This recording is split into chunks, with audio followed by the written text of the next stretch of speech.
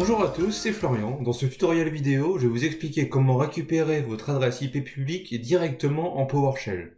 Alors si vous êtes prêts, on file directement pour une démo.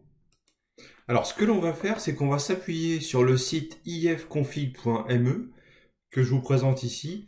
Et en fait, l'avantage de ce site-là, si on fait un ifconfig.me/ip, on a directement l'adresse IP publique qui s'affiche ici, ce qui va permettre en PowerShell de la récupérer très facilement. Alors, comment récupérer le code source d'une page web en PowerShell? Eh bien, tout simplement avec le commandlet invoke-webRequest. Donc, si je fais un essai, déjà pour voir ce que ça me permet de récupérer si j'exécute cette commande-là. Donc, on peut voir que je récupère bien le code, le contenu de la page HTML ici avec la propriété content. Et ensuite, on a d'autres infos, comme par exemple le code HTTP retourné par la page. Donc si on a un code 200, c'est bien que la page a été chargée avec succès. Maintenant, ce que l'on va voir, c'est pour récupérer directement l'adresse IP de manière précise afin de la stocker dans une variable, par exemple. Donc pour ça, c'est tout simple. On va reprendre exactement la même commande, mais on va cette fois-ci préciser que l'on veut récupérer uniquement cette propriété.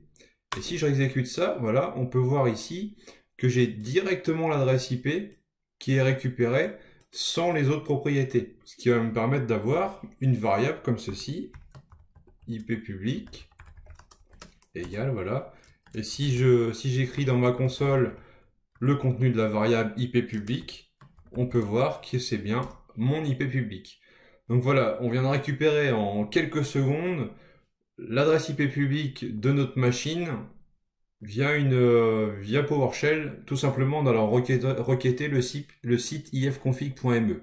Donc voilà, nous venons de voir très rapidement comment récupérer une adresse IP publique directement en PowerShell à partir d'une simple commande qui va aller requêter un site web, et on va ensuite nous filtrer le code source de la page pour récupérer uniquement l'adresse IP publique.